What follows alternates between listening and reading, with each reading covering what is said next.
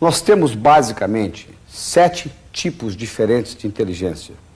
Nós temos uma inteligência verbal, uma inteligência matemática, uma inteligência corporal, uma inteligência musical, uma inteligência intrapessoal, uma inteligência espacial e uma inteligência interpessoal. A inteligência interpessoal é aquela inteligência de você para com você. Essa é também chamada de comunicação. Nós chamamos comunicação global porque ela vai além da linguagem. É uma série de eventos que, colocados juntos, vão fazer a diferença para você. Nós vamos discutir o que eu chamo a mágica da influência. Como que você consegue influenciar uma outra pessoa e como que você consegue carregar com você 24 horas por dia o seu poder pessoal independente das circunstâncias. Nós temos basicamente 2 tipos de poder. O poder posicional e o poder pessoal. O poder posicional é o poder que você tem pela posição que você executa. Se você é um general do exército, ou se você é um chefe de departamento, você tem um poder pela posição que ocupa. Mas vamos imaginar você, domingo de manhã, de chinelo, de bermuda, de camiseta, indo à banca de jornal, comprar um jornal, e ninguém lhe conhece lá. Ninguém sabe quem você é. O único poder que você carrega com você naquele momento é o seu poder pessoal. E este pode estar com você 24 horas por dia. E como que você desenvolve esse poder? Você desenvolve esse poder linguisticamente. Se você continua fazendo o que você sempre fez, você vai continuar obtendo o que você sempre obteve. Se você quer fazer alguma coisa diferente, você quer ser alguma coisa diferente, você tem que fazer alguma coisa diferente. E se você quer aprender a influenciar mais as outras pessoas, você tem que chegar à consciência de que, conscientizar-se de que influência é você associar o sentimento de prazer ao seu produto, serviço, ideia ou talento. Como que você faz isto? Comunicando-se melhor. Como que você se comunica melhor? Eu vou mostrar para você essa tecnologia. Nós vamos começar pelos olhos. Os olhos são as janelas da alma. Você já escutou essa expressão? Os nossos olhos podem se movimentar em 9 posições diferentes. Você pode movimentar os olhos para cima, na horizontal e para baixo. Para cima, você pode movimentar os olhos para a esquerda, para o meio, para o centro ou para a direita. Na horizontal, para a esquerda, para o centro, para a direita. Para baixo, para a esquerda, para o centro, para a direita. A parte do centro não nos interessa nessa apresentação. Então nos sobram 6 posições diferentes. Os olhos para cima, para a esquerda, para a direita. Os olhos na horizontal, para a esquerda, para a direita. Os olhos para baixo, para a esquerda, para a direita. Todas as vezes que você movimenta os seus olhos para cima, você está processando imagens dentro do cérebro. Todas as vezes que você movimenta os olhos na horizontal, você está processando sons no seu cérebro. Todas as vezes que você olha para baixo, para a esquerda, você está conversando com você mesmo. E todas as vezes que você olha para baixo, para a direita, você está tendo sensações corporais e está tendo sentimentos. Por exemplo, você nunca viu ninguém deprimido olhando para cima. Se eu descrever para você alguém deprimido aqui ao lado, e lhe perguntar a posição dessa pessoa, você vai dizer, cabisbaixa. É impossível você ficar deprimido olhando para cima. É impossível você ficar deprimido jogando voleibol, por exemplo. Você pode estar com a maior depressão do mundo. Você entrou numa quadra de voleibol, imediatamente de vôlei, imediatamente a sua depressão acaba. Por quê? Neurofisiologicamente é impossível você se sentir deprimido olhando para cima. Por quê? Depressão é você conversa com você mesmo e você se sente deprimido. Você conversa com você mesmo e você se sente deprimido. O que tem essa movimentação dos olhos a ver com a comunicação? Tem a ver o seguinte: todo pensamento que você tem, seja ele qual for, ele pode ser desmembrado em 3 componentes. Um componente visual, um componente auditivo e um componente sinestésico. Ou você, vamos supor o seguinte, você começa a recordar um evento agradável que ocorreu na sua infância.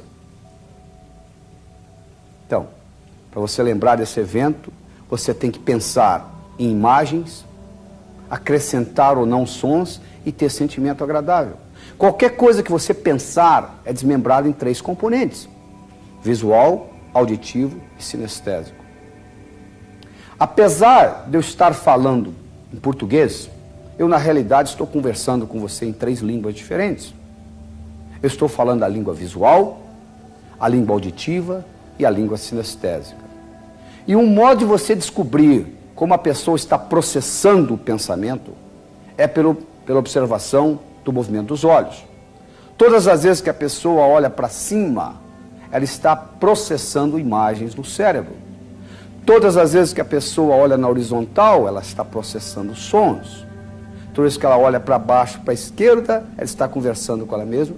Toda vez que ela olha para baixo, para a direita, ela está tendo sentimentos de própria percepção e emoções. Então vamos supor o seguinte: você está conversando com alguém e você observa os olhos dessa pessoa e no momento que você fala alguma coisa, ela olha para cima.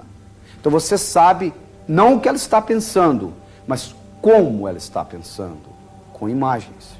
Se nesse momento você disser para ela: você está vendo o que eu estou dizendo? A palavra vendo encontra o canal visual aberto e você vai se comunicar melhor com essa pessoa.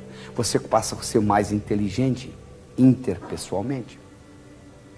Se você está prestando atenção na pessoa falando e ela simplesmente diz o seguinte, ela não só diz, ela movimenta os olhos para baixo, para a direita, e você então diz: como que você se sente com relação ao que eu estou dizendo? A palavra sente encontra o canal sinestésico aberto. Então essa pessoa vai se sentir mais à vontade conversando com você. Existem 3 componentes da habilidade de influenciar os seres humanos. Um deles é a palavra, o segundo é o tom de voz e o terceiro é a fisiologia. Palavra, tom de voz e fisiologia. Então vamos discutir isso com carinho. A palavra representa somente 7% da sua habilidade de se comunicar e de influenciar os outros. O tom de voz representa 38% e a fisiologia representa 55%.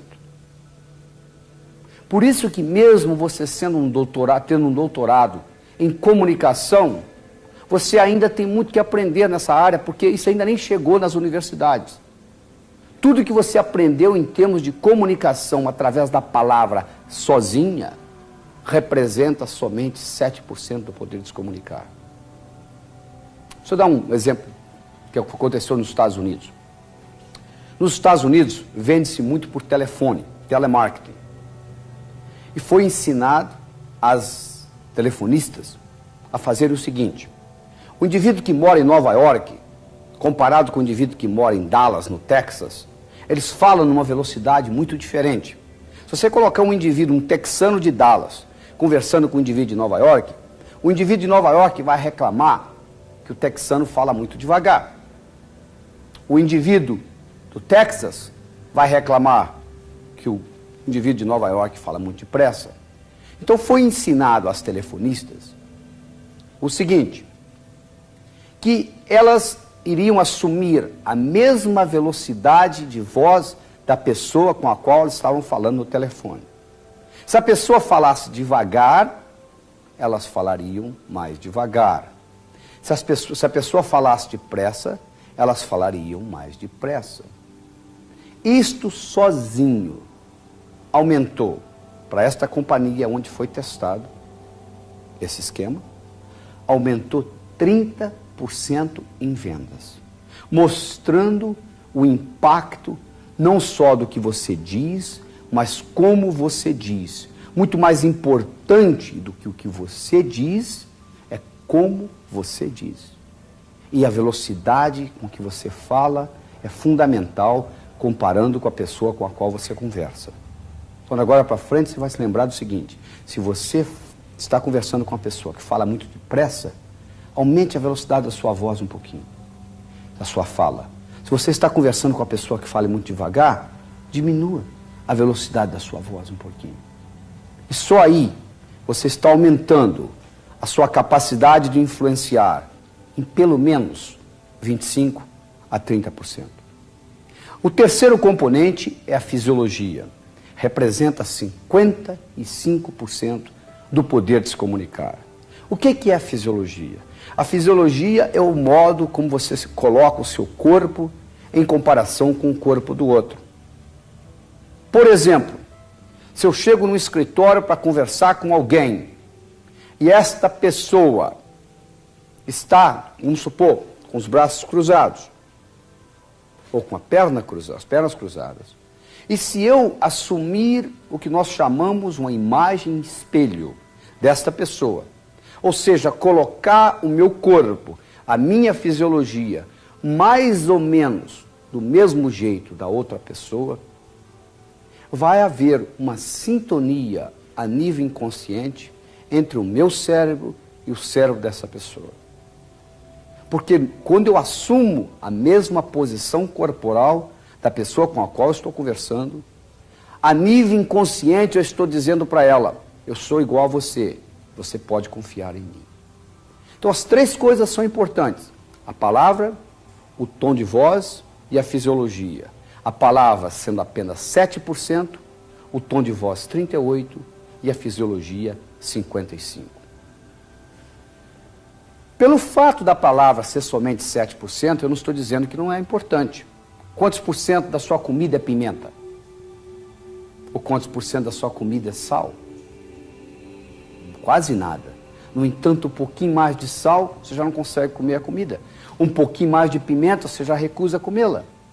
Então, apesar da palavra representar somente 7%, é importante. Mas ela se torna muito mais importante, essa importância pode ser multiplicada em até 10 vezes, se você leva em consideração o movimento dos olhos, e você então agora fala a palavra de acordo com a posição dos olhos da pessoa, ou se você leva em consideração a velocidade com a qual a pessoa está conversando. Se ela fala depressa, você fala depressa. Se ela fala devagar, você fala devagar.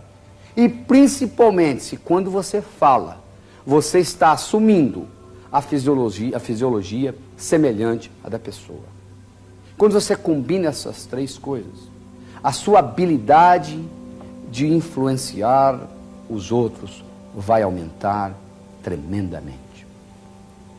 E além disso, você tem que manter em mente o seguinte: todo ato humano é motivado por duas coisas e somente duas coisas: evitar sofrimento e procurar prazer. Tudo que você faz na vida, você faz ou evitando o sofrimento ou procurando o prazer. Se você, por exemplo, é fumante, por que você fuma? Porque o seu prazer de fumar é maior do que o sofrimento, o medo que você tem de ter infarto, de ter enfisema, de ter câncer ou de envelhecer precocemente. O dia que o medo de ter infarto, câncer, enfisema ou de envelhecer precocemente for maior que o seu prazer de fumar, para de fumar imediatamente. Você não precisa de motivação, não precisa de nada. Por que você é gordo? Porque o seu prazer de comer é maior do que o seu sofrimento de ser gordo. O dia que o sofrimento de ser gordo for maior do que o prazer de comer, você vai parar de de comer, vai diminuir, sem nenhuma motivação. Quando você está tentando influenciar alguém, quando você está no processo de influenciação, você tem que manter em mente o seguinte: a pessoa vai dizer sim à sua proposta, ao seu produto, ao seu serviço, à sua ideia, ao seu talento, dependendo desse jogo entre evitar sofrimento e procurar prazer. Se o que você oferece vai causar mais prazer do que o sofrimento dela desembolsar dinheiro ou tempo, ela vai admitir e vai adquirir a sua ideia, o seu produto, o seu serviço, o seu talento. Se não, não tem jeito. Então, levando isso em consideração, e levando em consideração que a sua inteligência interpessoal é uma combinação de coisas, entre elas a palavra e o tom de voz, e levando em consideração que a fisiologia é muito mais importante do que a palavra ou o tom de voz, você agora, quando conversando com alguém, a primeira preocupação que você vai ter em mente é assumir a mesma fisiologia corporal da outra pessoa. Como você vê nessa slide, desses 3 indivíduos aí colocados, esse chefe que está sentado na cabeceira da mesa, se ele tiver que promover um dos 3, e tudo mais sendo igual, será promovida a pessoa que estiver com a fisiologia semelhante à dele.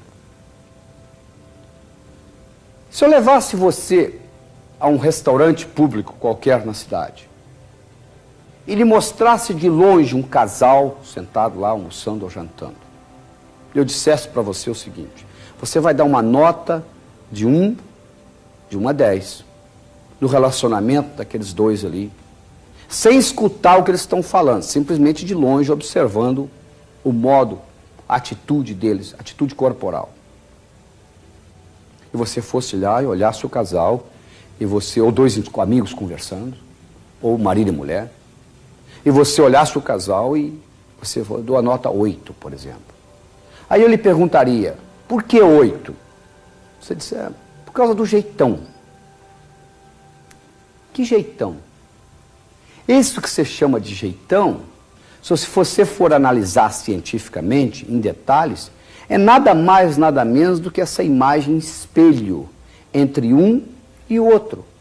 Ou seja, quando você de longe olhar, observar 2 pessoas conversando numa mesa, e elas estão em rapport, que nós chamamos em inglês, elas estão sintonizadas uma com a outra, isso é expressado no corpo de uma forma que elas mantêm mais ou menos esta imagem espelho uma da outra.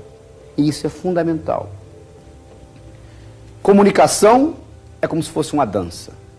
Quando você tem um casal de dançarinos, esse casal, todos 2 dançam muito bem, e vamos supor que a mulher dançando, de repente, ela visualiza ou vê do outro lado do salão uma conhecida dela, ela é capaz de levar o parceiro lá para dar um alô para a conhecida, sem ele perceber que ela está levando. Por que isto? Porque comunicação é como se fosse uma dança. Quando a coisa está bem entrosada, você não sabe quem está conduzindo quem. Nós não nascemos bons comunicadores. Você não vai num berçário e diz: aquele ali se comunica bem, aquele não, aquele sim, aquele não. Comunicação, você aprende, é um software. Tem uma programação. Só que, infelizmente, essa inteligência interpessoal não é desenvolvida nas nossas escolas. A sua capacidade de se comunicar depende muito de você, do que você aprendeu com você mesmo, imitando outras pessoas. O que eu quero lhe provar é que você, hoje, comunicação é uma ciência.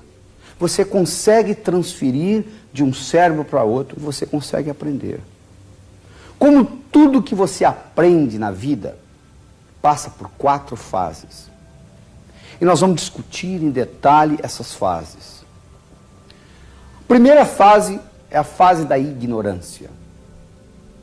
Todos nós somos ignorantes, só que em assuntos diferentes. Se você não sabe pilotar um avião, por exemplo, você é totalmente ignorante no que diz respeito a pilotar um avião. É verdade? Então você não sabe o quanto você não sabe no que diz respeito a pilotar um avião. Você então é inconscientemente incompetente. Esta é a primeira fase. Se você agora vai almoçar com um piloto e ele começa a contar para você o que precisa para pilotar um avião, você entra na segunda fase, que eu chamo estar a par da situação. Você se torna agora conscientemente incompetente. Você agora sabe o quanto você não sabe. Vamos supor que você agora se interesse pelo avião a tal ponto que você decida tirar o brevet. Você vai e pilota 40 horas e se torna um piloto. Você agora aprendeu a pilotar avião. Você agora tem o que nós chamamos de conhecimento. Você agora é conscientemente competente. Você sabe o quanto você sabe. Vamos supor que agora você pilote avião por 20 anos. Depois de 20 anos, você não pensa mais em como pilotar avião. Você simplesmente entra no avião, liga e levanta voo. Por quê? Porque você, nesse momento, o que aconteceu com você? Você se tornou inconscientemente competente. Você agora já não sabe o quanto você sabe. Todos nós, quando estamos aprendendo qualquer coisa nova, nós passamos por essas 4 fases. Ignorância, a par, conhecimento e essa 4ª fase chama-se sabedoria. Você nem sabe o quanto você sabe. É o modo como você dirige seu carro hoje. Você chega lá, liga a chave, sai dirigindo. Você não está prestando atenção se você está pisando no acelerador, ou no freio, ou na embreagem. Isso tudo é automático. Você coloca no piloto automático no seu cérebro e vai embora. Agora, uma coisa interessante é o seguinte. Entre a par e conhecimento, existe um processo chamado de confusão. É uma das mensagens mais importantes que eu vou apresentar para você nesse vídeo. É que confusão faz parte do aprendizado. Se você não entende absolutamente nada como pilotar um avião, você não está confuso a respeito de pilotar um avião. Mas no momento que você começa a aprender como pilotar um avião, confusão aparece no seu cérebro. Então, confusão é bem-vinda. Nós temos que ensinar isso para as escolas, ensinar isso para os estudantes, ensinar isso para os pais, de que confusão faz parte do aprendizado. Quando você ficar confuso a respeito de alguma coisa, isso significa que você está quase adquirindo conhecimento naquilo. Então, o processo de aprendizado passa pela fase de confusão. Como passa por muitas outras fases. Como, por exemplo, passa pela fase de impacto. Isso é a primeira fase na comunicação. Você tem que causar um impacto quando você vai se comunicar com alguém. Você tem que causar um impacto quando você vai se comunicar com alguém, um assunto do seu interesse e do interesse dessa pessoa. Você tem que fazer a pessoa ficar interessada pelo assunto. Você tem que causar um impacto quando você vai ensinar alguma coisa. Então essa é a primeira fase da comunicação. O aprendizado não existe sem repetição. Repetição é a mãe do aprendizado. Do mesmo modo, para você comunicar alguma coisa para o cérebro da outra pessoa, há necessidade de uma certa repetição. Se você falar uma ideia uma vez só para o outro cérebro, essa ideia pode passar desapercebida. Às vezes você tem que falar 2, às vezes você tem que falar 3, 4. O aprendizado exige repetição. Como é que você aprendeu a andar? Você levantou um dia e saiu andando? Não, você levantou, caiu, levantou, caiu, levantou, caiu. Você fez isso várias vezes até que você andou. É verdade? Então é importante você aprender a repetir as coisas, talvez de uma forma um pouco diferente, para que o outro cérebro entenda a mensagem. A terceira coisa importante no processo de aprendizado é a utilização. O que adianta você assistir esse vídeo, por exemplo, escutar essas ideias todas, e não utilizar nada do que estamos discutindo aqui? Não utilizar o movimento dos olhos, não utilizar o tom de voz, assumindo a mesma velocidade da pessoa com a qual você conversa. Não utilizar a fisiologia, assumindo a postura semelhante à que a pessoa está, como se fosse uma imagem espelho. Que adianta? Ficou apenas um exercício intelectual. Uma vez você utilizando, vai chegar uma hora que isso vai interiorizar, vai ficar parte de você. Você não precisa se preocupar mais. Você vai chegar um momento que você não vai precisar ficar estudando se o olho do indivíduo está mexendo para cima, ou para baixo, ou para a esquerda, ou para a direita. Isso não faz diferença mais. Entende? Porque você interiorizou, faz parte agora da sua natureza. Os bons comunicadores, eles não ficam estudando o que eles vão fazer, eles estudam no começo. Depois, é igual você dirige hoje, você não fica pensando mais onde o seu pé está pisando. Não é verdade? E, finalmente, uma coisa importante que você tem que levar em consideração é o reforço. Você tem que, de vez em quando, reforçar. Vou contar uma historinha rápida para vocês. Era uma vez, no Alasca, onde um dos esportes bem difundidos lá é cortar lenha. Do mesmo modo que nós jogamos futebol no Brasil, um dos esportes nacionais, onde há competição no fim do ano, etc. e tal, é de lenhador. Então, toras enormes são colocadas, cada um recebe um machado, uma audiência, todo mundo assistindo, torcendo. Tem campeonato de lenhador. Quem é que corta uma árvore do mesmo diâmetro mais rápido? E às vezes tem maratona em cortar lenha. 8, 10, 12 horas cortando. Era uma vez um lenhador famoso, conhecido, que todo mundo na região sabia que ele era bom. Um dia um jovem ouviu falar a respeito desse lenhador e ele se apresentou ao lenhador como discípulo. Ele disse: ouvi falar que você é um mestre em cortar lenha e eu estou aqui para aprender o ofício. O lenhador o acolheu, disse: fica aí, vamos trabalhar. E o discípulo foi aprendendo, até que um dia, como ocorre com a maioria dos discípulos, ele decidiu que ele sabia mais do que o mestre. Então ele resolveu desafiar o mestre num corte de lenha. E o mestre aceitou. Marcaram o dia, a hora, chamaram o pessoal para assistir, 2 toras do mesmo diâmetro, e eles iam fazer uma maratona, quem cortava mais lenha, num período de 8 horas. E a competição começou. E o discípulo, bem mais jovem do que o mestre, estava curioso se o mestre estava conseguindo acompanhá-lo no mesmo pique. E de vez em quando o discípulo dava uma olhadinha para ver como estava o mestre. E para surpresa do discípulo, quando ele olhava, o mestre estava sentado, segundo ele, descansando. Ele pensou: velho, né? Está velho já, coitado. E o concurso, a competição continuou.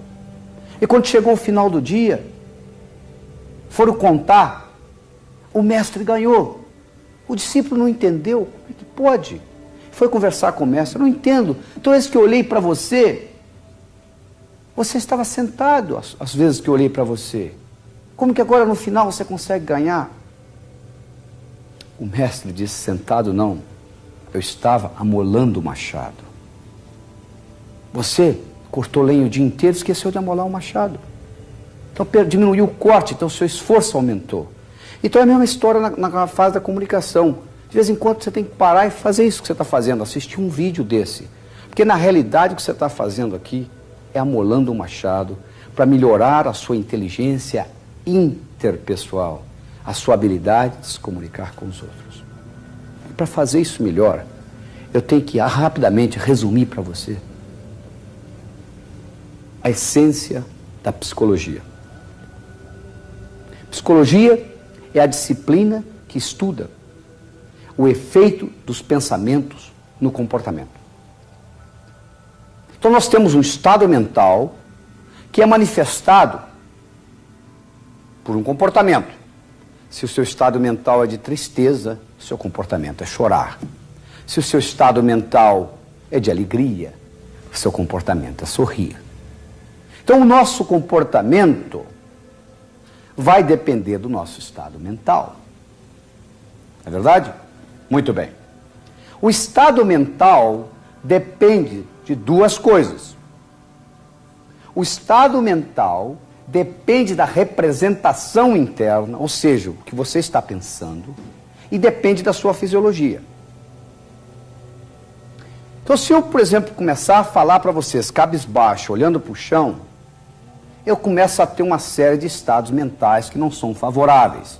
No entanto, se eu começo a falar para você, melhorando a minha atitude fisiológica, colocando meus ombros eretos e a minha cabeça erguida, o meu estado mental muda. Agora, você como comunicador, o que você na realidade quer é mudar o estado mental da pessoa com a qual você está conversando. Porque todos nós fazemos decisões emocionalmente. Você pode até pensar que você faz uma decisão racional. Você diz, não, eu compro racionalmente. Não, você não compra racionalmente. Você compra emocionalmente. Você justifica a compra emocionalmente. Racionalmente. Mas você compra emocionalmente. Toda decisão que você faz tem um componente emocional muito importante. Agora você racionaliza e justifica a compra.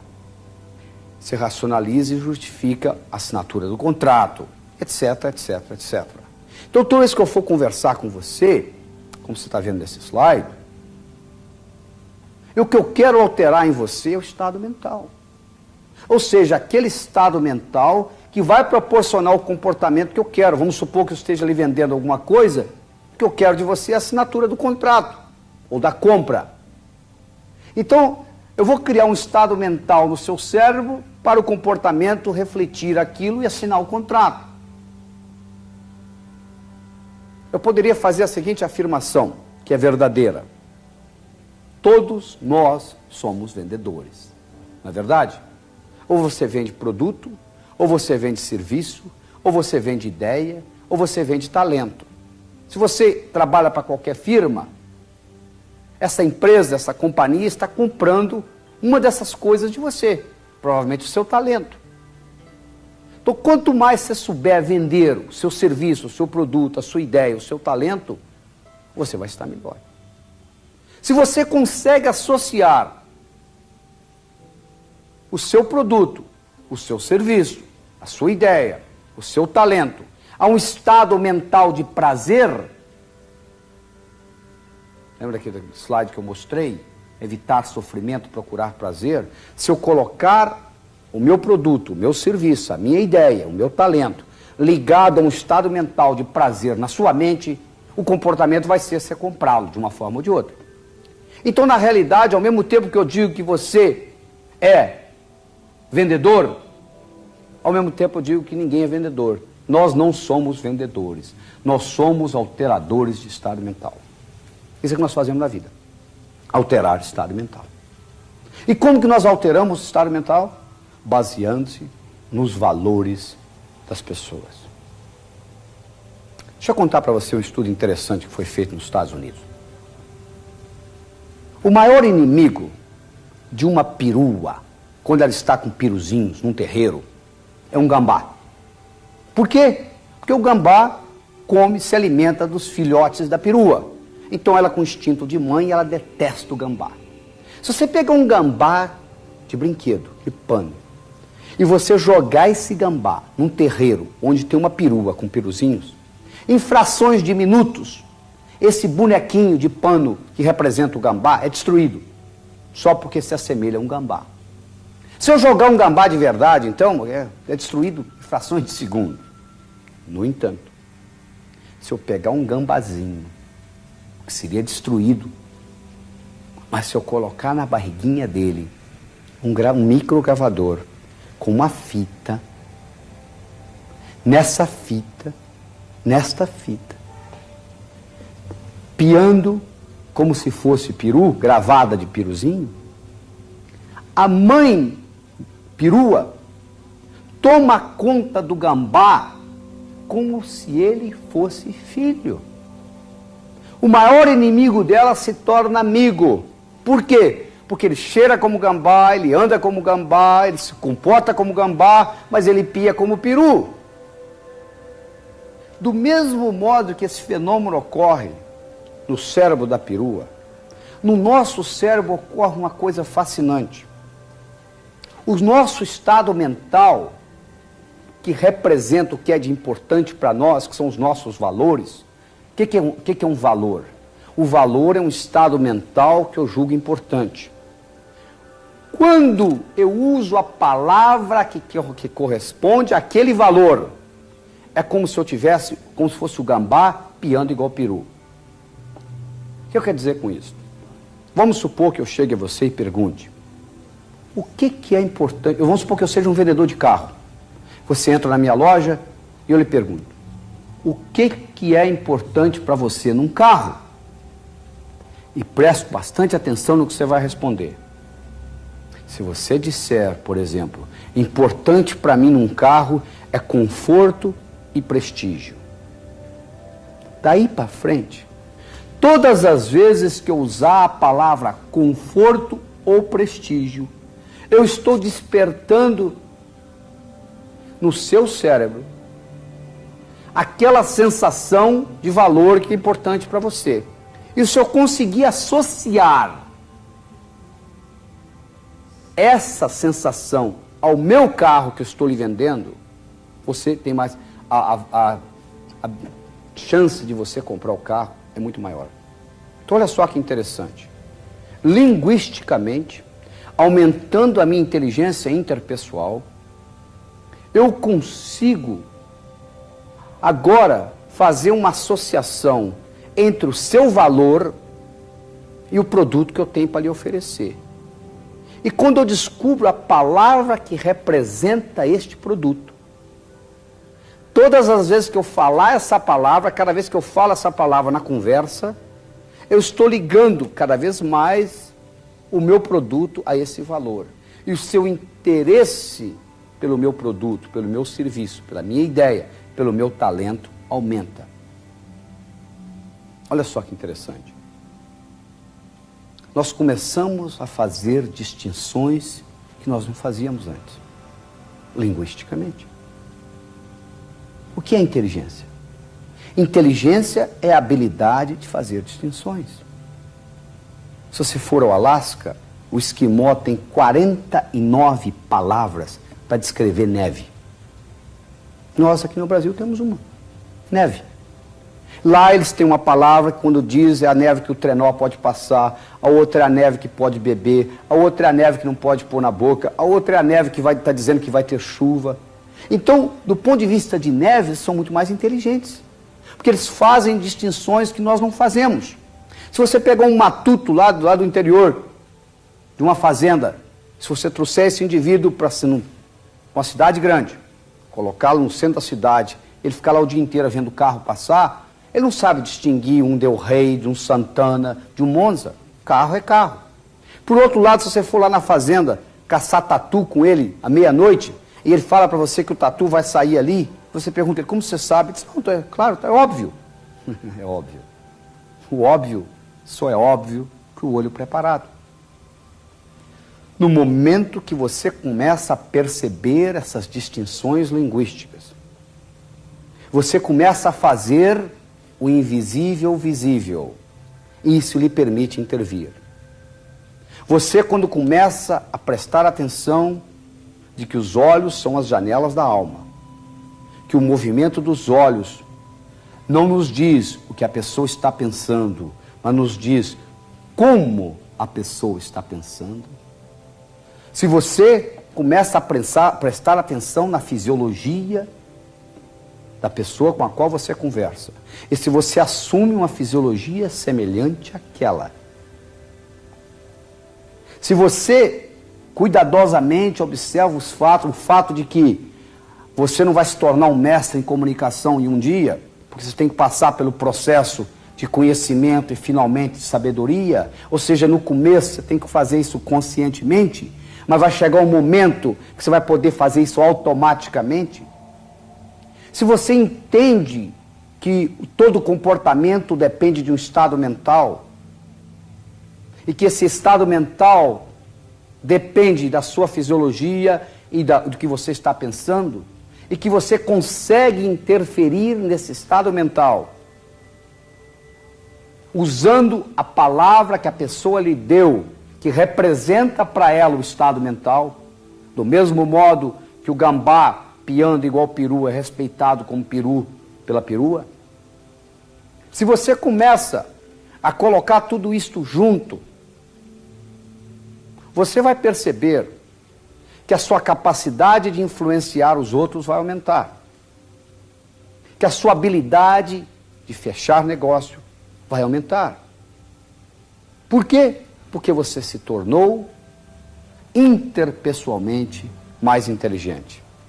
E o interessante na inteligência é que é como um jogo de xadrez. Quando você mexe numa peça de xadrez, você na realidade mexeu no jogo todo. Você não consegue mexer numa peça sozinha. Quando você mexe numa, você mexe em todas elas, porque você mexeu no jogo. Do mesmo modo é a nossa inteligência. Apesar de termos 7 tipos diferentes de inteligência, quando você mexe numa, no caso essa que nós estamos mexendo hoje, que é a sua inteligência interpessoal, você acaba mexendo nas outras simultaneamente. E a sua inteligência como um todo aumenta. E a sua comunicação global aumenta. E você se torna mais influente, conseguindo mais daquilo que você quer na vida. Eu gostaria de terminar enfatizando para você o seguinte, que o que diferencia um amador de um profissional é persistência e paciência. Por quê? Porque Roma não foi construída em um dia. A sua inteligência interpessoal não vai ser aumentada da noite para o dia. Mas se você rever esse vídeo outras e outras vezes, eu lhe garanto que você vai ser mais inteligente interpessoalmente. Muito obrigado.